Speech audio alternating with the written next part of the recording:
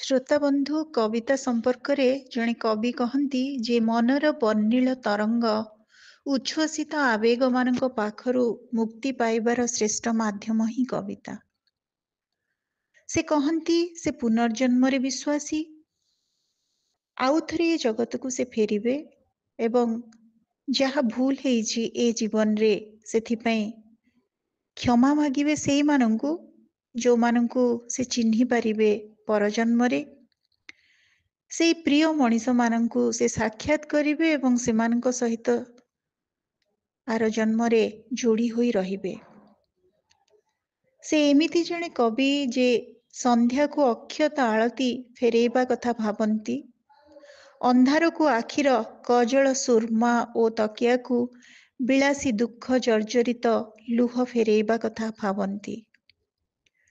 ଦୁନିଆର ଖାଲିପଣକୁ ମଗ୍ନତା ମାଟିକୁ ତାଙ୍କ ଦେହ ଓ ତାଙ୍କ ଖଣ୍ଡିତ କବିତାର ସାରାଂଶ ଫେରେଇବାକୁ ଚାହାନ୍ତି। କାଲିର ଅସଫଳ ବାଲିଘରକୁ ଭୋଗିଥିବା କବି ସେ, ଯେ ବାରିପାରି ନାହାନ୍ତି ନିଜର ସୁଗନ୍ଧ, ଆଜୀବନ ଯନ୍ତ୍ରଣାର ନୀଳ ଚମ୍ପା ଫୁଲ ହୋଇ ନିର୍ଜନତାରେ ଫୁଟିଛନ୍ତି, ପୁଣି ମଧ୍ୟ ଭାବନ୍ତି ଖୋଜୁଥିବାଟା ହିଁ ଜୀବନ, ପାଇଯିବାଟା ମରିଯିବା ପରି। ବୋଧହୁଏ ଏମିତି ଭାବନା ହେତୁ ଗଲା ଦିନମାନଙ୍କର କରୁଣ ଓ ଧୂସର ଦୀର୍ଘଶ୍ୱାସକୁ ସେ ଶୁଣିପାରନ୍ତି, କେବେ ହେଲେ ଜୋର କରି ମାଗିପାରନ୍ତିନି ତାଙ୍କର ଯାହା ପ୍ରାପ୍ୟ ଥିଲା। ତେଣୁ ଅହରହ ଜଳୁଥାଏ କବିଟିଏ ସୁନେଲି ପାଶର ନିଆଁରେ ଏପ୍ରିଲ ଆସିଲେ। ତେଣୁ ଅହରହ ଜଳୁଥାଏ କବିଟିଏ ସୁନେଲି ପାଗର ନିଆଁରେ ଏପ୍ରିଲ ଆସିଲେ ବୋଲି ସେ ମନେ କରନ୍ତି। ଶ୍ରୋତାବନ୍ଧୁ, ଆମେ ଶୁଣୁଛେ ସମକାଳୀନ ଓଡ଼ିଆ ଓ ଭାରତୀୟ ଅନୁବାଦ ସାହିତ୍ୟରେ ଜଣେ କୃତବିଦ୍ୟ କବିଙ୍କୁ, ଢେଙ୍କାନାଳ ଜିଲ୍ଲାର ଗର୍ବ ଓ ଗୌରବ କବି ପ୍ରବାସିନୀ ମହାକୁଡ଼ଙ୍କୁ। କବି ପ୍ରବାସିନୀ ମହାକୁଡ଼ 1957 ମସିହା ନଭେମ୍ବର 24ରେ ପିତା ସଚ୍ଚିଦାନନ୍ଦ ମହାକୁଡ଼ ମାତା ସୀତାଦେବୀଙ୍କ କୋଳ ମଣ୍ଡନ କରି କଳାହାଣ୍ଡିର କୋକସରା ଗ୍ରାମରେ ଜନ୍ମଗ୍ରହଣ କରିଥିଲେ। ମାତ୍ର ମୂଳ ବାସସ୍ଥାନ ହେଉଛି ଢେଙ୍କାନାଳର କାମାକ୍ଷାନଗରର କଣ୍ଟାପାଳ ଗାଁ। ପିତା ସଚ୍ଚିଦାନନ୍ଦ ମହାକୁଡ଼ ପୋଲିସ ଇନ୍ସପେକ୍ଟର ଥିବାରୁ ସମଗ୍ର ଓଡ଼ିଶାରେ ସେ ବୁଲିବାର ରହିବାର ସୁଯୋଗ ପାଇଛନ୍ତି। ତେବେ ପିଲାଟି ବେଳୁ ସାହିତ୍ୟିକ ବାତାବରଣ ତାଙ୍କୁ ମିଳିଥିଲା। ଛୁଆବେଳୁ ସେ ମଳୟ, ଜନସାହିତ୍ୟ, ଝଙ୍କାର, ଟୁଆଁଟୁଇଁ, ଆସନ୍ତାକାଲି ଭଳି ପତ୍ରିକା ପଢ଼ିବାର ସୁଯୋଗ ପାଇଥିଲେ। ଶ୍ରୋତାବନ୍ଧୁ, ପ୍ରବାସିନୀ ମହାକୁଡ଼ ତାଙ୍କ ସାହିତ୍ୟ ଜୀବନ କ୍ଷେତ୍ରରେ, ତାଙ୍କର ଜୀବନର ଉପଲବ୍ଧି କ୍ଷେତ୍ରରେ ଦୁଇଟି କଥାକୁ ଗୁରୁତ୍ୱ ଦିଅନ୍ତି।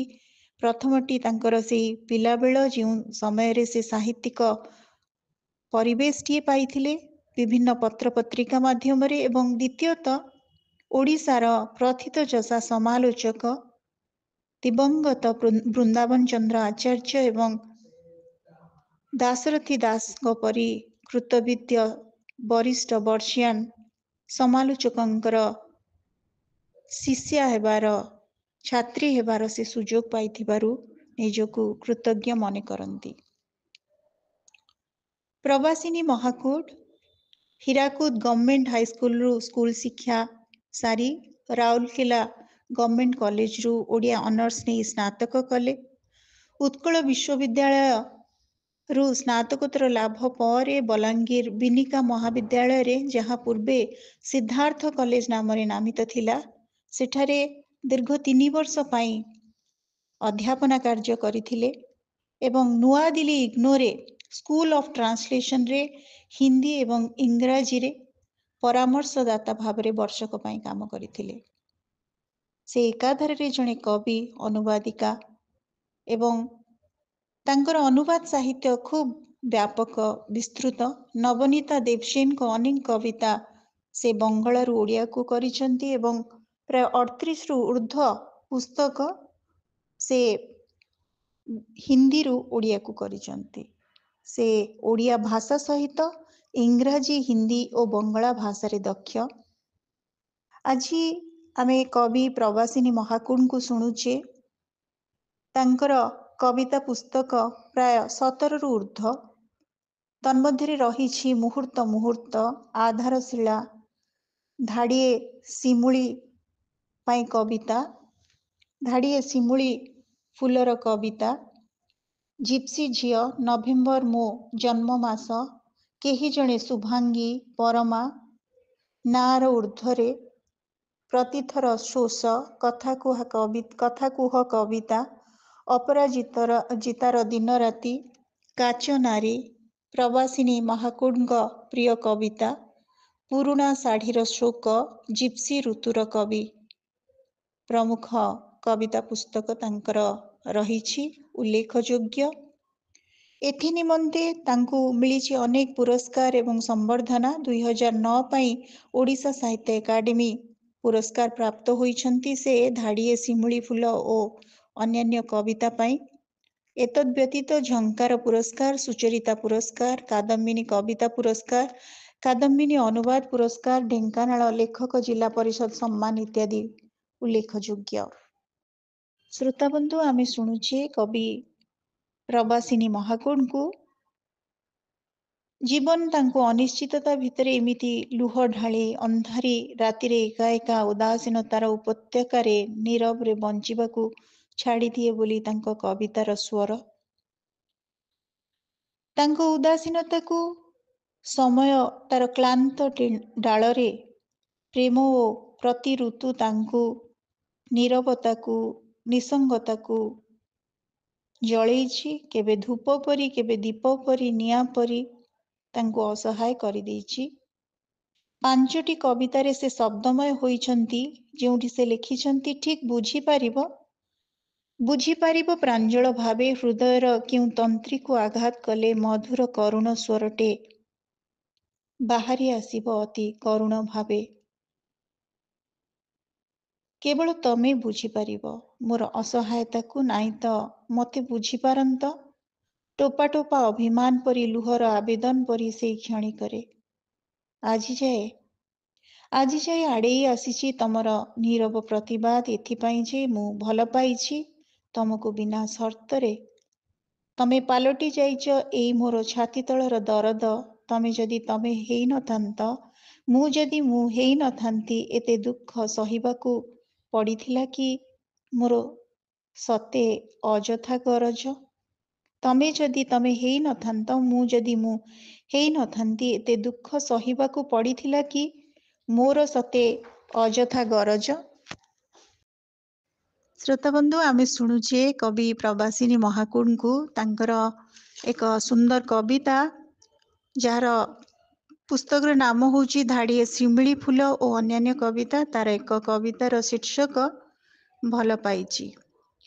ଛାତି ତଳେ ଏତେ ଦୁଃଖ, ଏତେ ଅନୁଭୂତି, ଗଛ ଡାଳରେ ଘାସଙ୍କ ଦେହରେ ବିନ୍ଦୁ ବିନ୍ଦୁ ଶିଶିର, ସିଏ କ'ଣ ମୋରି ଲୁହ? ପକ୍ଷୀଟିର ଓଠରେ କରୁଣ ସ୍ୱରଟେ, ସିଏ କ'ଣ ମୋରି ନୀରବତା? ଆକାଶରେ ଏତେ ନୀଳ, ସିଏ କ'ଣ ମୋରି ଆଖିରୁ ହୃଦୟରୁ ଝରିଯାଇଥିବା ଅନୁରାଗର ରଙ୍ଗ? ଏଇ ତ ଶୁଭୁଛି ପତ୍ରଝରା ଋତୁର ଖସ୍ ଖସ୍ କୋହ, ତାହା କ'ଣ ମଧୁମୟୀ ଋତୁର ଆଗମନୀର ପୂର୍ବାଭାସ? କାହିଁ ଯେ କାଢ଼ିନିଅ ମୋ ଆଖିରୁ ସବୁତକ ନିଦ, ତମେ କ'ଣ ଜାଣିନ ଏ ରାତି ସୁନ୍ଦର ଭାରି, ଏ ଜହ୍ନ ଅତି ରମଣୀୟ? ଛାତି ଭିତରର ସବୁ ଗୋପନ ଚିତ୍ର ଏଇ ଦେଖ ଫୁଟି ଉଠୁଛି ତୀବ୍ର ଭାବେ, ସତେ କେତେ ସଫା ଓ ପରିଚ୍ଛନ୍ନ। ଏଇ ତ ଲେଖୁଛି ଲୁହର କବିତା, ବାରମ୍ବାର ଆବୃତ୍ତି କରୁଛି କ୍ଷୀଣ ସ୍ୱରରେ, ଖୋଲି ଯାଉଛି ଧୀରେ ଧୀରେ ହୃଦୟର ଯେତେ ଅବରୁଦ୍ଧ ଦ୍ୱାର ଆଉ ଗଳି ଅର୍ଗଳି। ମୋ ଭିତରେ ଇଏ କି ଅନୁଭୂତି, ବିଚିତ୍ର ଶୀତ୍କାର। ଉଦାସ ଓ କ୍ଳାନ୍ତ ମନ ବି ରଙ୍ଗୀନ ହୋଇ ଉଠେ, ତା ଉପରେ ବର୍ଣ୍ଣାଳୀର ରଙ୍ଗ ପରି ସଞ୍ଚରି ଯାଉଛି ତମ ସୋହାଗ ସ୍ନେହର ବିଚିତ୍ର ଗୋଧୂଳି। ଅଥଚ କେମିତି କେଜାଣି ମନେ ହେଉଛି ଏ ଲମ୍ବା ସଫର କେବେ ବି ସରନ୍ତା ନାହିଁ। ଛାତି ତଳେ ଏତେ ନୀରବତା, ଏତେ ବେଶୀ ଏକୁଟିଆ ଭାବ। ନଇଁ ଯାଉଛି କାଠଚମ୍ପାର ଅନହକା ଡାଳରେ ଝୁଲୁଥିବା ସ୍ୱପ୍ନଟି। ରୁହ ଥରେ, ତାକୁ ମୁଁ ଦେଖନ୍ତି ଛୁଇଁ, ହୃଦୟର ସମସ୍ତ ଆବେଗ ଅଜାଡ଼ି ହୋଇ ପଡ଼ୁଛି ତା ଉପରେ। କାହାର ମଧୁମୟ ଡାକରେ ପୋଛି ଯାଉଛି ସବୁ ବିଭୋରତା। ତମେ ଡାକୁଛ କି? ତମେ ଡାକୁଛ କି ଅନେକ ଯୁଗରୁ ତମେ ତ ନୀରବ। ଲୁହକୁ ଭଲ ପାଇଛି ମୋତିମାଳ ମନେକରି, ଶିଶିରକୁ ଭଲ ପାଇଛି ଲୁହ ମନେକରି, ଦୁଃଖକୁ ସୁଖକୁ ସ୍ୱପ୍ନକୁ ପ୍ରେମକୁ ବି ଭଲ ପାଇଛି, ଅସଂଯତ ଶୋଷକୁ ନଟେଇରୁ କଟି ଯାଇଥିବା ନୀଳ ଗୁଡ଼ିଟିକୁ ଭଲ ପାଇଛି ଘୃଣାକୁ, ବର୍ଷା ପୂର୍ବ ମୌସୁମୀ ଆକାଶକୁ, ନୂଆ ବର୍ଷାର ମାଟି ଗନ୍ଧକୁ, ଭଲ ପାଇଛି ଜ୍ୱଳନର ଋତୁକୁ, ତା ସହ ତିଳ ତିଳ ଜଳିଯିବା ସତ୍ତ୍ୱେ ବି ଛାତି ତଳର ଅବୁଝା କଷ୍ଟକୁ, ଫୁଲ ଫୁଟିବାର ମୁହୂର୍ତ୍ତଟିକୁ, ଦର୍ପଣରେ ନିଜର ଉଦାସୀ ପ୍ରତିଛବିକୁ, ଏସବୁକୁ ଭଲ ପାଇଛି ଆଞ୍ଜୁଳା ଆଞ୍ଜୁଳା ସ୍ୱପ୍ନ ଭଳି ପାପୁଲିରେ ବର୍ଷ ବର୍ଷ ଧରି କାଠଚମ୍ପା ଡାଳରୁ ସ୍ୱପ୍ନଟି ଘୁଞ୍ଚିଯିବା ପୂର୍ବରୁ ଏହି ପୃଥିବୀକୁ ନିବିଡ଼ ଭାବେ ପ୍ରାଣ ଭରି ଭଲ ପାଇନିଏ। ଶ୍ରୋତାବନ୍ଧୁ, କବି ପ୍ରବାସିନୀ ମହାକୁଡ଼ଙ୍କର କାଚ ନାରୀ ପୁସ୍ତକସ୍ଥ ଏକ ସୁନ୍ଦର କବିତା ସାରା ରାତି। କବି ପ୍ରବାସିନୀ ମହାକୁଡ଼। ବାହାରେ ବର୍ଷା ଝଡ଼ ତୁଫାନ, ବିଜୁଳି ଫୁଟି ଯାଉଛନ୍ତି ଧାଡ଼ି ଧାଡ଼ି ନୀଳ ରଙ୍ଗ ଫୁଲ ହେଇ। ଆକାଶର ଆକାଶୀ ଗଛରେ ମୁଁ ଆଉ 3ଟି ମହମବତୀ, ଆମେ 4 ଜଣ ଜଳୁଛୁ ଐକ୍ୟଦାନରେ। ମହମବତୀର ଶିଖା ସ୍ପର୍ଶରେ ଦେଖ ଦେହ ମନ ସବୁ ନୀଳିମିତ ହାଲକା ନୀଳିମାରେ। ରାତି 10:20। ସାରା ରାତି ହୁଏତ ବର୍ଷା ହେବ, ସାରା ରାତି ହୁଏତ ମୁଁ ଅନିଦ୍ରା ରହିବି। ସିଲଭିଆ ପ୍ଲାଥଙ୍କୁ ପଢ଼ି 77 ପୃଷ୍ଠାରେ ତାଙ୍କ ନିର୍ବାଚିତ କବିତା ବହିରେ ଅନୁବାଦ କରିବି ବାକି ଥିବା ଭ୍ରମଣ କାହାଣୀର ଆଉ କିଛି ପୃଷ୍ଠା। ଏ ବର୍ଷା ଏମିତି ବର୍ଷୁଥାଉ, ଏ ବର୍ଷା ଏମିତି ବର୍ଷୁଥାଉ, ଏମିତି ବାହାରେ ଅନ୍ଧାର ଥାଉ, ଆଉ ମୁଁ 3ଟି ମହମବତୀଙ୍କ ସହ ଜଳୁଥାଏ ସାରା ରାତି। ଶ୍ରୋତାବନ୍ଧୁ, କବି ପ୍ରବାସିନୀ ମହାକୁଡ଼ଙ୍କର ନଭେମ୍ବର ମୋର ଜନ୍ମ ମାସ, ତାର ଗୋଟେ ଚମତ୍କାର କବିତା। ପ୍ରବାସିନୀ ଗୋଟେ ପକ୍ଷୀର ନାଁ, ତାର କିୟଦଂଶ। ପ୍ରବାସିନୀ ଗୋଟେ ପକ୍ଷୀର ନାଁ। ପ୍ରବାସରେ ଗୋଟେ ପକ୍ଷୀ ପୂର୍ବ ସମୁଦ୍ର ଆଡ଼ୁ ଉଡ଼ି ଆସିଛି। ଯେତେବେଳେ ତା ଡେଣାରୁ କବିତା ଝରି ପଡ଼ୁଥିଲା ଅବିଶ୍ରାନ୍ତ ଭାବେ ଶେଷ ବସନ୍ତର ପ୍ରବାହରେ ଅସମୁଦ୍ର ମହାନଗରୀକୁ, ତା ଶୋଷର ଶେଷହୀନ ଗତି, ତା ଶୋଷର କିଛି ମଧୁର ପାଣି ଆଖପାଖରେ କେଉଁଠି ଅଛି ଜାଣେନା। ପ୍ରବାସୀ ପକ୍ଷୀ ଗଛ ଡାଳରେ ବସେ, ଗୀତ ଗାଏନି, ଅଥଚ ନିଜ ଭିତରେ ଗୁଣୁଗୁଣୁ ହେଉଥାଏ। ତୃଷ୍ଣା ପାଇଁ ତା ଓଠରେ ମରୁର ତାତି, ତୃଷ୍ଣା ପାଇଁ ତା ଦେହରେ ସାଇବେରିଆର ଜମାଟ ବନ୍ଧା ବରଫର ଶୀତଳତା। ଚା କି କଫି କପ୍ରେ ଶୋଷ ମରେନି, ସରବତ ବି ନୁହେଁ। କେହି ଜଣେ ଆନ୍ତରିକତା ସହକାରେ ବଢ଼େଇ ଦେଉଛି ଗୋଟେ ମାଟି ଗ୍ଲାସରେ ପାଣି। ସେ ଆନ୍ତରିକତାରେ ପୃଥିବୀର ଶୀତଳତମ ଶାନ୍ତି, ସେ ଆନ୍ତରିକତାରେ ଶୋଷ ବି କହୁଛି ଥାଉ। ଏଇନା ନାରୀଟେ ପକ୍ଷୀରେ ରୂପାନ୍ତରିତ ହୋଇଯାଉଛି ଏପ୍ରିଲ ଖରାରେ। ନାରୀଟିର ଦେହ ମନ ହାଲକା। ଏ ପକ୍ଷୀଟି ଏବେ ଉଡ଼ିଯିବାକୁ ଉନ୍ମୁଖ ଶେଷହୀନ ତୃଷ୍ଣାକୁ ନେଇ। ସିଏ ଏବେ ଉଡ଼ି ଯାଇପାରେ ଆଉ ଥରେ ପୂର୍ବ ସମୁଦ୍ରକୁ, ଅସମୁଦ୍ର ମହାନଗରୀରୁ, ଅସମୁଦ୍ର ମହାନଗରୀରୁ। କେହି ଜଣେ ଶୁଭାଙ୍ଗୀ, ତାର ଏକ କବିତା। କବି ପ୍ରବାସିନୀ ମହାକୁଡ଼। ବଞ୍ଚିଥିଲା ବେଳେ ଶୀର୍ଷକ। ବଞ୍ଚିଥିଲା ବେଳେ ମଣିଷ ବଞ୍ଚେ କମ୍, ମରେ ବେଶୀ। ବଞ୍ଚିଥିଲା ବେଳେ ସମୟ ଉଡ଼ି ଯାଉଥାଏ ପକ୍ଷୀର ଡେଣାରେ, ଆକାଶର ନୀଳିମାରେ, ଜୀବନର ଦାୟ ଓ ଦାବିରେ। ମଣିଷ ନ ଚାହିଁ କରି ବି ମରିବାକୁ ବାଧ୍ୟ ହୁଏ, ହୁଏତ ଅଳ୍ପ ଅଳ୍ପ କରି, କିନ୍ତୁ ମରୁଥାଏ। କେତେବେଳେ ସୁଖରେ ମରୁଥାଏ, କେତେବେଳେ ଦୁଃଖରେ ମରୁଥାଏ, କେତେବେଳେ ଉଦାସୀନତାରେ ତ କେତେବେଳେ ଅସହାୟତାରେ। ଲାଜକୁଳି ପତ୍ର ପରି ମୁହୂର୍ତ୍ତେ ଝାଉଁଳେ ଓ ପରେ ପରେ ଜୀଇ ଉଠେ। ଛଳ ଛଳ ବର୍ଷା ପବନର ସ୍ପର୍ଶରେ ଯାହା ସବୁ ଭୋଗେ, ସେ ସବୁ ହୁଏତ କର୍ମଫଳ କି ପ୍ରାରବ୍ଧ ସେ ଜାଣେନା, କାରଣ ଜାଣିବାକୁ ଚେଷ୍ଟା କରେନା। ଅଥଚ ମଲା ପରେ ସେ କେତେ ଅସମ୍ଭବ ପ୍ରକାରେ ବଞ୍ଚେ। ଫଟୋରେ, ଫୁଲମାଳରେ, ଧୂପଗନ୍ଧରେ, ପ୍ରିୟଜନଙ୍କ ଲୁହରେ। ଶୋକ ସଭାରେ ସିଏ ବୋଧେ ନିଜ ଜୀବନ କାଳଠୁ ଆହୁରି ଅନେକ ଅନେକ ବର୍ଷ ବଞ୍ଚି ରହେ। ତିଳ ତର୍ପଣରେ, ଶ୍ରଦ୍ଧାର ଶ୍ରାଦ୍ଧରେ, କାହାର ନା କାହାର ହୃଦୟରେ। ମଣିଷ ବଞ୍ଚି ରହେ, ମଣିଷ ବଞ୍ଚି ରହେ। ବଞ୍ଚିଥିଲା ବେଳେ ବଞ୍ଚେ କମ୍, ମରେ ବେଶୀ। ମରିଗଲା ପରେ ମରେ କମ୍, ବଞ୍ଚେ ବେଶୀ। ଶ୍ରୋତାବନ୍ଧୁ, ଆମେ ଶୁଣୁଥିଲେ କବି ପ୍ରବାସିନୀ ମହାକୁଡ଼ଙ୍କୁ। ତାଙ୍କର କବିତା ଆପଣମାନଙ୍କୁ କେମିତି ଲାଗିଲା? ଆପଣମାନଙ୍କର ମତାମତ ଅପେକ୍ଷାରେ ରହୁଛି। ଧନ୍ୟବାଦ।